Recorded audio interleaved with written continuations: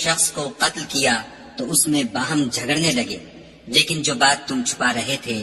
خدا اس کو ظاہر کرنے والا تھا۔ تو ہم نے کہا کہ اس بیل کا کوئی سا ٹکڑا مقتول کو مارو، اس طرح خدا مردوں کو زندہ کرتا ہے اور تم کو اپنی قدرت کی نشانیاں دکھاتا ہے تاکہ تم سمجھو۔ پھر اس کے بعد تمہارے دن سخت ہو گئے، گویا وہ پتھر ہے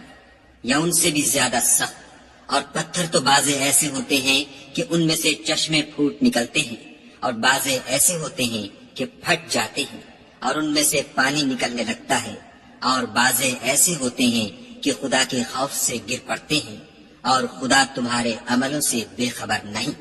مومنو، کیا تم امید رکھتے ہو کہ یہ لوگ تمہارے دین کے قائل ہو جائیں گے،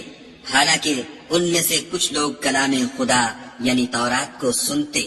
پھر اس کے سمجھ لینے کے بعد اس کو جان بوجھ کر بدل دیتے رہے ہیں۔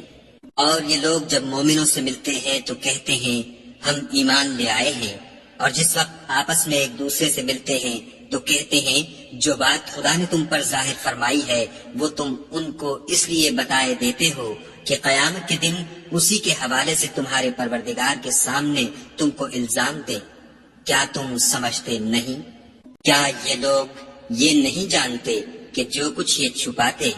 اور جو کچھ ظاہر کرتے ہیں خدا کو سب معلوم ہے؟ اور بعض ان میں ان پڑھ ہیں کہ اپنے خیالات باطل کے سوا خدا کی کتاب سے واقف ہی نہیں، اور وہ صرف ظن سے کام لیتے ہیں۔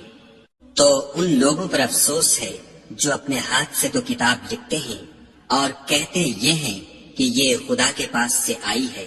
تاکہ اس کے عوض تھوڑی سی قیمت یعنی دنیاوی منفیت حاصل کریں۔ ان پر افسوس ہے اس لیے کہ بے اصل باتیں اپنے ہاتھ سے لکھتے ہیں، اور پھر ان پر افسوس ہے اس لیے کہ ایسے کام کرتے ہیں، اور کہتے ہیں کہ دوزخ